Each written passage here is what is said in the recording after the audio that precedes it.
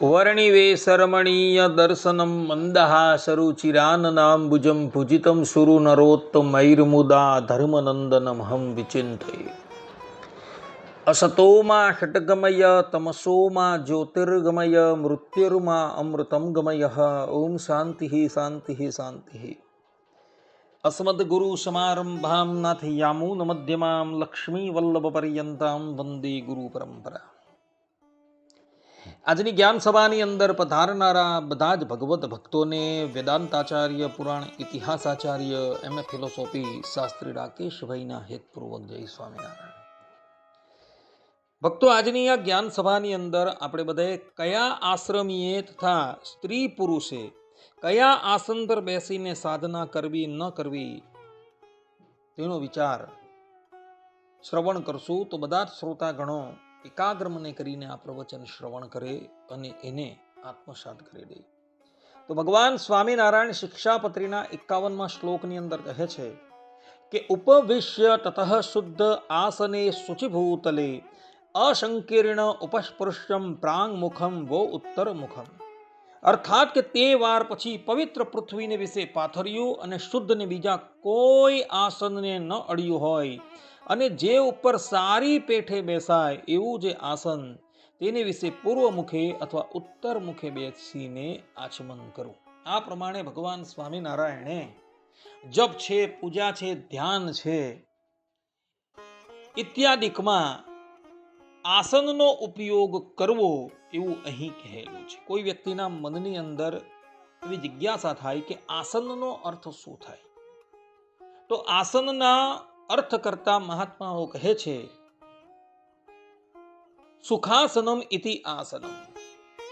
અર્થાત કે જેના પર સુખપૂર્વક બેસી શકાય તેને આસન કહેવામાં આવે છે. આ પ્રમાણે આસન શબ્દનો અર્થ મહાત્માઓએ કરેલો છે. શાસ્ત્રોની અંદર કયા આસન પર બેસીને સાધના કરવી તથા કયા આશ્રમી માટે કયું આસન શ્રેષ્ઠ છે અને કયું કનિષ્ઠ છે તથા સ્ત્રી અને પુરુષે કયા આસન પર બેસી શકાય અને કયા આસન પર નહીં બેસી શકાય તેનો વિચાર કરેલો જોવા મળે છે.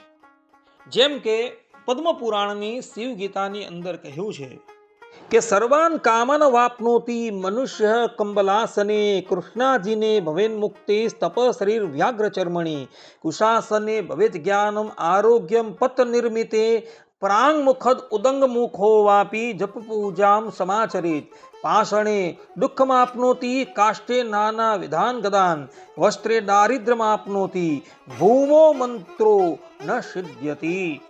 અર્થાત કે કામડીના આસન ઉપર બેસીને જપ કે પૂજા કરે તો તેના બધા જ મનોરથો સફળ થઈ જાય. કામડીનું આસન એટલે ઊનનું આસન. આ વાત ધ્યાનમાં રાખવાની છે. કાળા મૃગ ચર્મ ઉપર બેસીને જપ છે, ધ્યાન છે, પૂજા છે ઇત્યાદિ કરવામાં આવે તો મુક્તિ મળે.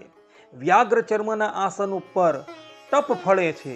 ડાભના આસનથી જ્ઞાન ઉપજે છે. પાંદડાના આસનથી આરોગ્ય મળે છે. માટે પૂર્વ અથવા ઉત્તર મુખે કહેલા આસને બેસીને જપ પૂજા કરવા. ખુલ્લા પથ્થરનું આસન કરવાથી દુઃખ આવે છે. લાકડાનું આસન ઘણી જાતના રોગને નોતરે છે. વસ્ત્રનું આસન દરિદ્રતા આપે છે અને ખાલી પૃથ્વી ઉપર બેસે તો મંત્ર સિદ્ધ થતો નહીં. અહીં વસ્ત્રનું આસન આપેલું છે એ ઊન સિવાય જે વસ્ત્રોનું આસન, એના પર બેસીને જો જપ છે, તપ છે ઇત્યાદિ કરવામાં આવે તો એ જપ તપ ઇત્યાદિ સિદ્ધ થતા નથી.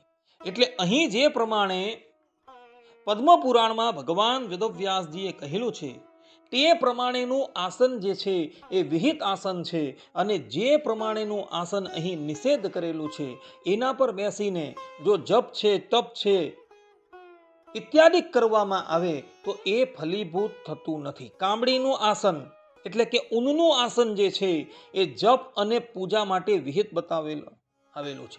એના પર બેસીને જો સાધના કરવામાં આવે તો એની એ સાધના ફલીભૂત થાય છે.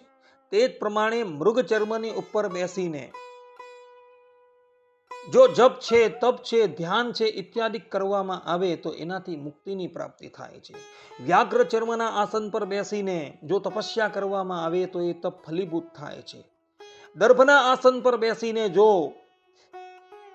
સાધના કરવામાં આવે તો એને જ્ઞાનની પ્રાપ્તિ થાય છે. પાંદડાના આસનથી આરોગ્ય મળે છે. પાંદડાનું આસન એટલે કયું? તો જે પાંદડાનો નિષેધ કરવામાં આવેલો છે એ પાંદડાના આસન પર ક્યારેય પણ બેસવાનું નથી. કારણ કે એવા પાંદડાના આસન પર બેસવાથી મનુષ્ય રોગનો ભાજી થાય છે. ધતુરાના જે પાંદડા આવે છે, તમાકુના પાંદડા આવે છે, એવા આસન પર ક્યારેય પણ બેસવાનું નથી. કારણ કે એ તો રોગનું ઘર કરે છે. તે જ પ્રમાણે ખુલ્લા પથ્થરના આસન પર બેસવાથી દુઃખ અને દારિદ્રતા આવે છે. લાકડાનું આસન ઘણી જાતના રોગને નોતરે છે. વસ્ત્રોનું આસન એટલે કે ઊન સિવાયના વસ્ત્રોનું આસન, એના પર બેસીને સાધના કરવાથી દરિદ્રતા આવે છે. અને ખાલી ભૂમિની ઉપર બેસીને જો સાધના કરવામાં આવે તો એનાથી મંત્ર સિદ્ધ થતો નથી. માટે ભક્તો એવા આસનો પર ક્યારેય પણ બેસવું નહીં. આ ઉપરાંત ભગવાન વેદવ્યાસજી બીજી પણ એક વાત કહે છે. ભગવાન વેદવ્યાસજી કહે છે, કૌશયમ કંબલમ ચૈવ અજીનમ પટમુત્તમમ દારુજમ પત્રજમ કૌશમ આસનમ પરિકલ્પયેત. અર્થાત કે રેશમનું આસન, કામડીનું, મૃગચર્મનું, ઊંચી જાતનું વસ્ત્ર, લાકડાનો બાજોટ, પાંદડાનું અને દાભનું આસન કરવું જોઈએ અને એના પર બેસીને સાધના કરવી જોઈએ. કામડીનું આસન અને રેશમી વસ્ત્ર હોય તેનું આસન પણ શ્રેષ્ઠ માનવામાં આવેલું છે. આ ઉપરાંત ઊંચી જાતનું જે વસ્ત્ર હોય અર્થાત કે શ્રેષ્ઠ વસ્ત્રો હોય તો એના આસન પર બેસી શકાય છે. મૃગચર્મનું આસન પણ શ્રેષ્ઠ માનવામાં આવેલું છે અને લાકડાનો બાજટ તથા પાંદડાનું અને દર્ભનું આસન પણ શ્રેષ્ઠ માનવામાં આવેલું છે. પાંદડા એટલે કયા? કે જે વિહિત પાન છે એ પાનની ઉપર બેસીને તમે સાધના કરી શકો છો. તે જ પ્રમાણે દર્ભનું આસન છે એ પણ સાધના માટે શ્રેષ્ઠ બતલાવવામાં આવે છે. કેવલ લાકડાનું આસન જે છે એના પર બેસીને સાધના ન કરવી, પરંતુ જે લાકડાનું આસન બનાવવામાં આવેલું છે એના પર બેસીને જો સાધના કરવામાં આવે તો એ સાધના ફલીભૂત થાય છે, એવું ભગવાન વેદવ્યાસજી અહીં કહી રહ્યા છે. આ ઉપરાંત સ્મૃત્યાંતરમાં બીજો પણ એક વિવેક બતલાવવામાં આવેલો છે. જેમ કે મૃગ ચર્મ પ્રયત્નેન વર્જયેત પુત્રવાન ગૃહી. અર્થાત કે પુત્રવાન ગ્રહસ્થએ ક્યારેય પણ મૃગ ચર્મના આસન પર બેસીને સાધના કરવાની નથી. કારણ કે મૃગ ચર્મના આસન પર બેસીને કેવલ બ્રહ્મચારીએ જ સાધના કરવાની છે. પુત્રવાન જે ગ્રસ્ત હોય એને ક્યારેય પણ મૃગ ચર્મનો ઉપયોગ કરવાનો નથી, અન્યથા એ ગ્રહસ્થ દુઃખનો ભાજી થાય છે. જેમ કે એ જ સ્મૃત્યાંતરની અંદર લખેલું છે કે કૃષ્ણાર્જીને જ્ઞાન સિદ્ધિર મોક્ષ સ્ત્રીર વ્યાગ ચર્મણી વંશાસને વ્યાધિનાશન કંબલે દુઃખનાશને. અર્થાત કે મૃગ ચર્મ પર બેસવાથી જ્ઞાનની સિદ્ધિ થાય છે, વ્યાઘ્ર ચર્મ પર બેસવાથી મોક્ષની પ્રાપ્તિ થાય છે, તથા વાંસના આસન પર બેસવાથી વ્યાધિ નાશ થાય છે અને કંબલ એટલે કે ઊનના આસન પર બેસવાથી દુઃખનો નાશ થાય છે. એટલે બ્રહ્મચારી હોય, બ્રાહ્મણ હોય, ક્ષત્રિય હોય અને વૈશ્ય હોય, એ ગુરુકુલમાં જઈને જ્ઞાન ઉપાર્જન કરતા હોય તો એણે હંમેશા મૃગાસન પર બેસીને એ જ્ઞાન ઉપાર્જન કરવાનું છે, પરંતુ એણે વ્યાઘ્ર ચર્મનું આસન ક્યારેય પણ લેવાનું નથી. તે જ પ્રમાણે ગ્રહસ્થ છે. ગ્રહસ્થએ ક્યારેય પણ મૃગ ચર્મનો પ્રયોગ નથી કરવાનો. એણે વ્યાઘ્ર ચર્મનો અથવા તો ઊનનું આસન હોય અથવા તો દર્ભનું આસન હોય એના પર બેસીને સાધના કરવાની છે, પરંતુ એ સિવાયના આસન એટલે કે મૃગ ચર્મ પર ગ્રહસ્થએ ક્યારેય પણ બેસવાનું નથી. જે પુત્રવાન ગ્રહસ્થ છે તેની વાત કરું છું. પુત્રવાન ગ્રહસ્થએ ક્યારેય પણ મૃગ ચર્મનો ઉપયોગ કરવાનો નથી. એણે હંમેશા વ્યાઘ્ર ચર્મનું આસન અથવા તો ઉશાસન પર બેસીને અથવા તો ઊનના આસન પર બેસીને કે રેશમી વસ્ત્રના આસન પર બેસીને અથવા તો લાકડાનું આસન હોય એના પર બેસીને, લાકડાનું આસન એટલે ખાલી લાકડું નહીં, પરંતુ લાકડાનું આસન બનાવેલું હોય એ આસન પર બેસીને એણે સાધના કરવાની છે, પરંતુ કેવલ લાકડાના આસન પર બેસીને એણે સાધના કરવાની નથી. આ પ્રમાણનો વિવેક સ્મૃત્યાંતરની અંદર બતાવવામાં આવેલો છે. તે જ પ્રમાણે એ જ સ્મૃત્યાંતરમાં બીજો પણ વિવેક બતાવેલો છે. ત્યાં કહેલું છે કે ધરણ્યામ દુઃખ સંભૂતિમ દુર્ભાગ્યમ દારુ આસને વંશાસને દરિદ્રાસ્યાત પાષણે વ્યાધિ પીડનમ તૃણાસને યશોહાનિ પલ્લવે ચિત્ત વિભ્રમ જપોધ્યાન તપોહાનિ કુર્વન વસ્ત્રાસન તથા. અર્થાત કે ધરતી પર બેસીને સાધના કરવાથી દુઃખ ઉત્પન્ન થાય છે, લાકડાના આસન પર બેસવાથી દુર્ભાગ્ય, વાંસના આસન પર બેસવાથી દરિદ્રતા, પથ્થરના આસન પર બેસવાથી રોગ, તૃણના આસન પર બેસવાથી યશની હાનિ, પાંદડાના આસન પર બેસવાથી ચિત્ત વિભ્રમ અને વસ્ત્રના આસન પર બેસવાથી જપ ધ્યાનની હાનિ થાય છે. પરંતુ આની અંદર પણ વિવેક રાખવાનો છે. કયો વિવેક?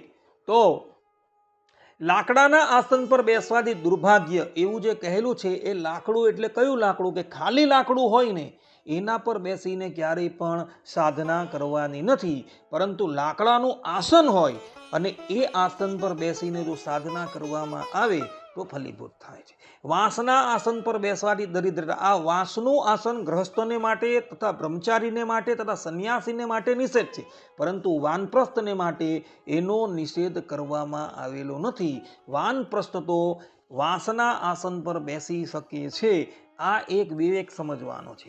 તૃણના આસન પર બેસવાથી યશની હાનિ, પરંતુ એની અંદર દર્ભ સિવાય બાકીના જે તૃણ છે તેનો નિષેધ કરવામાં આવે. દર્ભનું આસન જે છે એ ઉત્તમ માનવામાં આવેલું છે. પાંદડાના આસન પર બેસવાથી ચિત્ત વિભ્રમ, પરંતુ એની અંદર પણ જે નિષેધ પાન છે એ પાનના આસન પર બેસવાથી ક્યારેય પણ સિદ્ધિ થતી નથી, પરંતુ જે પાન વિહિત છે એ પાનના આસન પર બેસવાથી મનુષ્યને સાધના ફલીભૂત થાય છે. તે જ પ્રમાણે વસ્ત્રના આસન પર બેસવાથી જપ ધ્યાનની હાનિ થાય છે, પરંતુ એ વસ્ત્રની અંદર પણ ઊન છે, રેશમી વસ્ત્ર છે અને અતિ શ્રેષ્ઠ વસ્ત્ર છે. એ વસ્ત્રના આસન પર બેસવાથી સાધના ફલીભૂત થાય છે, પરંતુ એ સિવાયના વસ્ત્ર પર ક્યારેય પણ બેસવું જોઈએ નહીં. એ પ્રમાણેનો નિર્ણય કરવામાં આવેલો. એમાં પણ જે સ્ત્રી છે, સ્ત્રીઓએ ક્યારેય પણ મૃગ ચર્મનો ઉપયોગ કરવાનો નથી. મૃગ ચર્મનો ઉપયોગ કેવલ ને કેવલ બ્રહ્મચારી માટે જ છે. પુત્રવાન ગ્રસ્ત માટે પણ મૃગ ચર્મનો નિષેધ બતલાવવામાં આવેલો છે. સંન્યાસી છે, વાનપ્રસ્થી છે, બ્રહ્મચારી છે, એ લોકો જ કેવલ મૃગ ચર્મનો ઉપયોગ કરી શકે છે. બીજાને મૃગ ચર્મનો ઉપયોગ કરવાનો અધિકાર નથી. આ વાત ખાસ ધ્યાનમાં રાખવાની. માતાઓ ને બહેનો છે એ લોકોએ દર્ભાસનનો ઉપયોગ કરવો, ઊનના આસનનો ઉપયોગ કરવો, રેશમી વસ્ત્રોનો ઉપયોગ કરવો, વ્યાઘ્ર ચર્મના આસનનો ઉપયોગ કરવો, એને માટે વિહિત બતલાવવામાં આવેલું. પરંતુ મૃગ ચર્મનું આસન સ્ત્રીઓ માટે નિષેધ છે. સ્ત્રીઓની ક્યાં વાત કરે? પુત્રવાન જે ગ્રસ્ત છે તેને માટે પણ મૃગ ચર્મ નિષેધ બતલાવવામાં આવેલું છે. માટે બધા જ લોકો આ વાત જે છે એ આત્મસાત કરી દે. જે આશ્રમી માટે જે આસન વિહિત બતાવેલું છે અને નિષેધ બતાવેલું છે એને ઉપયોગમાં લેવાનું નથી. અને જે સ્ત્રી પુરુષ માટે જે આસન વિહિત બતલાવવામાં આવેલું છે એ જ એને ગ્રહણ કરવાનું છે. જેનો નિષેધ બતલાવેલો છે એનું એણે ક્યારેય પણ ગ્રહણ કરવાનું નથી. આ વાત બધા જ લોકો આત્મસાત કરી રાખે. આટલું કહીને હું મારા પ્રવચનને અહીં વિરામ આપું છું. સર્વે સંતુ નિરામયઃ, સર્વે સુખીનો ભવંતુ, સર્વભદ્રાણિ પશ્યન્તુ, મા કશ્ચિદ દુઃખ ભાગ ભવેત. અસ્તુ. જય સ્વામિનારાયણ.